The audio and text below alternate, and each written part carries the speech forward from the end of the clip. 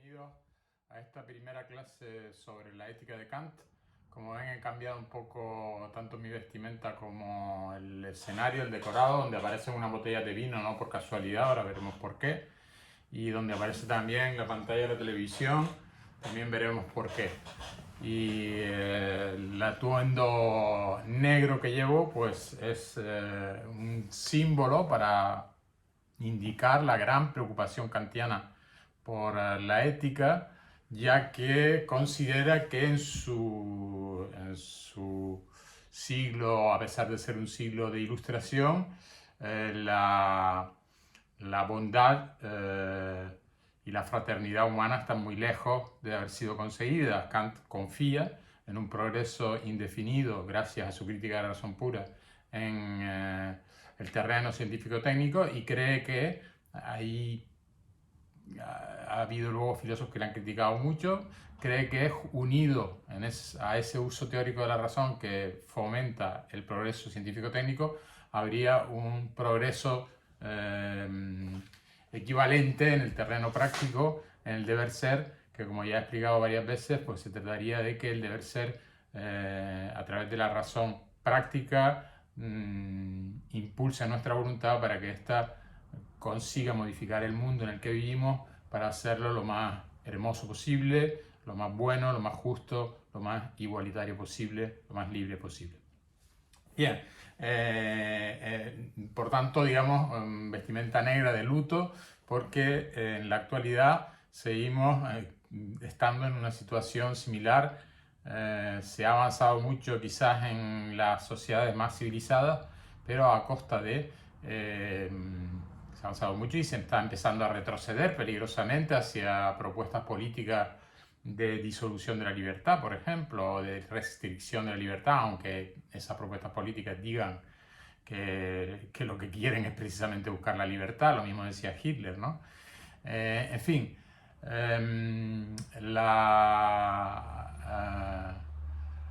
la clase de hoy la voy a empezar con, antes de explicar el escenario que tenemos aquí para que sea un poquito más entretenida, con un esquema que he hecho en mi pizarrita de niño, que le voy a poner aquí para que ustedes sepan de qué vamos a hablar. A ver si lo consigo colocar de la forma, porque me di cuenta que en el vídeo anterior no lo había colocado adecuadamente. Ven, vamos a hablar de la ética kantiana, y para hablar de la ética kantiana lo primero que hay que hacer es criticar a todas las éticas que según Kant han existido antes de la suya. Todas ellas son a posteriori, como por ejemplo la de Hume, que depende de las emociones, o bien son heterónomas, como por ejemplo en Descartes, que provendría esa ley o bien de la naturaleza de las pasiones, o bien de la existencia del ser supremo Dios, o bien materiales, o sea, también son materiales. En general, la mayoría de las éticas a posteriori son también heterónomas, materiales y además hipotéticas. Es decir, que esas características suelen ir juntas, así como veremos que en las características de la ética de Kant también deberían ir juntas, ¿no? Solo que digamos que el énfasis en la parte a posteriori pues es más típica de Hume, el énfasis en la parte heterónoma es más típica de Descartes, el énfasis en esto de las éticas materiales, no hay que confundirse con que la ética es una ética materialista que solo quiere conseguir cosas, riquezas, etc. No, éticas materiales quiere decir que indican no solamente una estructura o una forma de acción, sino digamos, una finalidad concreta de nuestras acciones, como por ejemplo puede ser el bien supremo es la felicidad, o el bien supremo es la piedad hacia Dios, etc. Esas son las éticas materiales, o el bien supremo es el placer, por ejemplo, para los hedonistas como Epicuro, los sirenaicos, que son anteriores a Epicuro, y Lucrecio, seguidor de Epicuro, en fin, y los hedonistas actuales, como por ejemplo el filósofo francés Michel Onfray. Y finalmente, la característica de hipotético se entiende bien si uno lee esto que he puesto aquí. Las éticas hipotéticas utilizan imperativos. Imperativos siempre son los mandatos que dirigen nuestra voluntad, que es libre. Pues en lugar de dirigirla, digamos, de una manera absoluta, la dirigen según una condición. La condición, por ejemplo, podría ser que quiero gozar. Para lograr gozar, entonces bebo vino, ¿no? De ahí he querido poner esta frase un poco, digamos, peligrosa, porque depende, claro, de la moderación con la que uno bebe el vino, ¿no? Pero que me viene bien porque luego voy a enseñar unas botellas de vino que tengo ahí detrás y que van, digamos, encadenadas a los distintos libros de Kant. Y luego vemos ya la ética de Kant, ¿no? Que, como pone aquí, pues es una ética que emana del uso práctico de la razón, como ya hemos estado comentando, y que tiene esas 4 características, digamos, inversas a las éticas que Kant va a criticar. Será a priori, será autónoma, será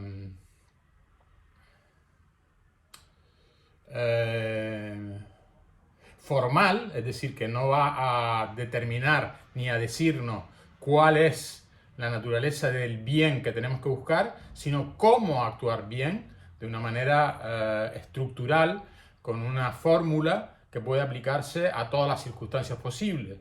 Y luego categórica, en el sentido de que no se trata de ponerte una condición, por ejemplo, quiero gozar o quiero ser feliz incluso, sino que hay que actuar exclusivamente por el deber, de una manera absoluta e indiscutible, según ordena la ley en el interior de mí mismo, de esa ética que, como en la característica en la segunda característica, pone autónoma. Yo me doy la ley a mí mismo.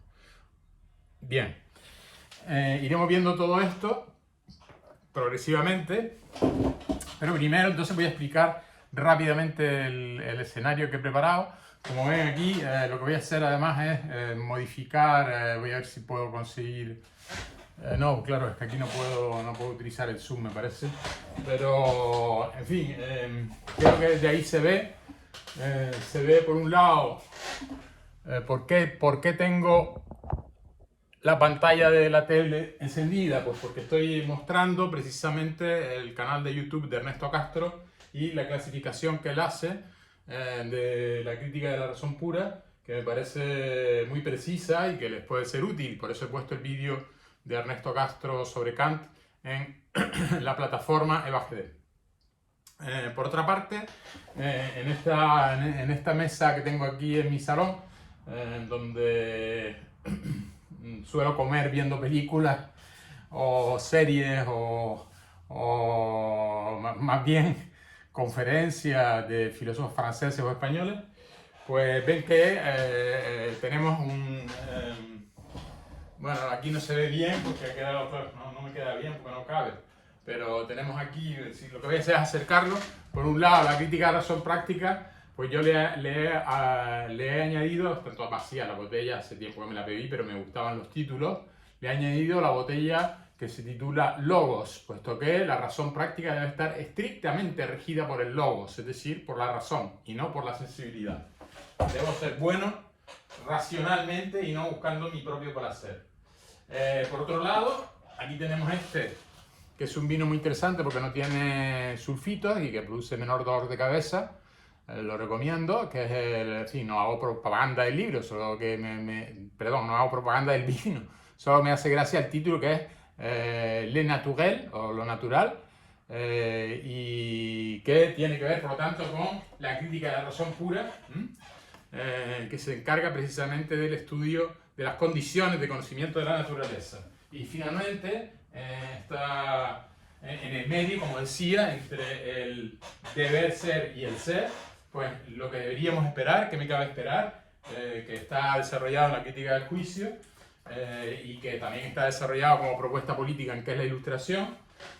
El progreso es no solamente técnico, sino el progreso sociopolítico, ético, de derechos, etcétera, en la humanidad, pues le he asociado estos dos vinos. ¿Por qué dos? Pues porque, digamos, que dice La Caldera, de un vino de San Mateo, de La Caldera, nos mostraría, digamos, la belleza de una caldera volcánica, que es un signo de esa, digamos, fuente común de la racionalidad. Si una caldera, a todos nos gustaría observarla, es un espectáculo hermoso, es un signo, por tanto, de comunidad humana y que nos impulsará a que el deber ser se acerque al ser. Y por otro lado, si esto ocurre, como muestra precisamente el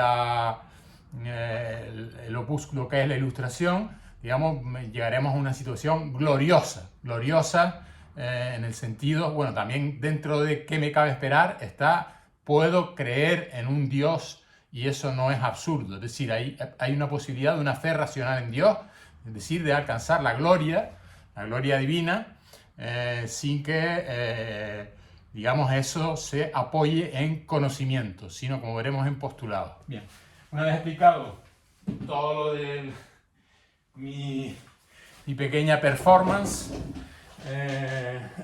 bueno, voy a dejar aquí que se vea, voy a ponerlo en marcha, para que se vea, para que le vean la cara a Ernesto Castro, que desde mi punto de vista, aparte de que ha sido justamente una gran influencia para mí porque me ha impulsado a grabar estos vídeos, que no tienen la calidad que los que... Pues él es ya un experto, ¿no? Es un youtuber desde que era joven.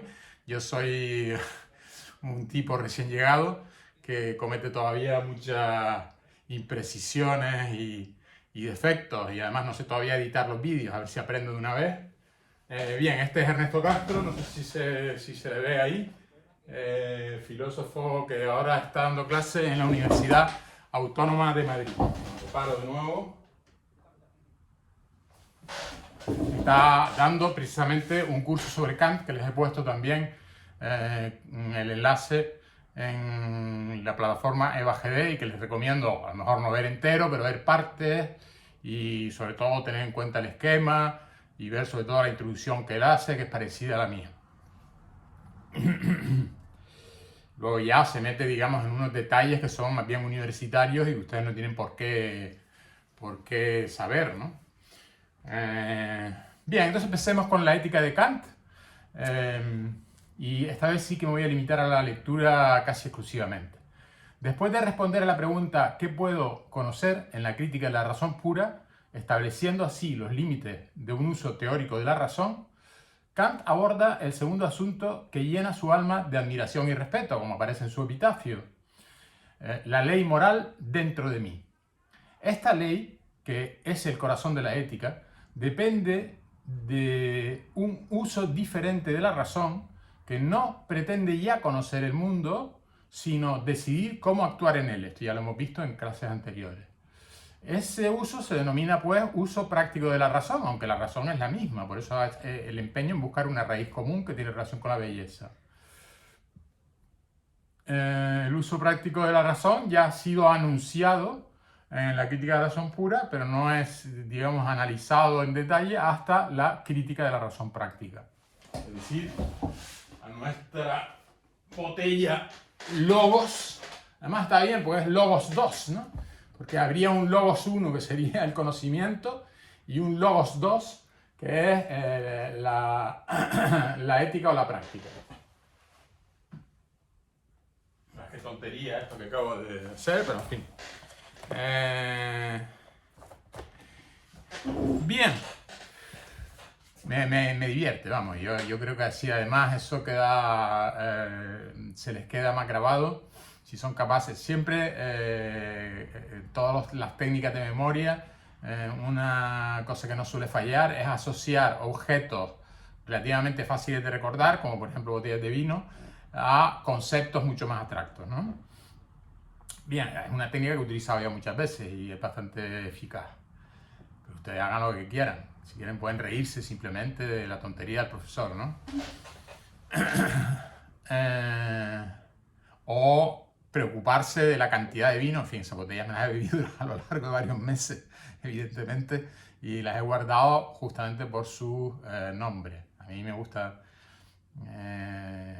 ese tipo de manía de coleccionador que no considero que sea muy, digamos, muy recomendable, porque la casa se te llena de cosas y luego no te caben las cosas que te hacen realmente falta. Bien, pasemos entonces a la lectura, sigamos.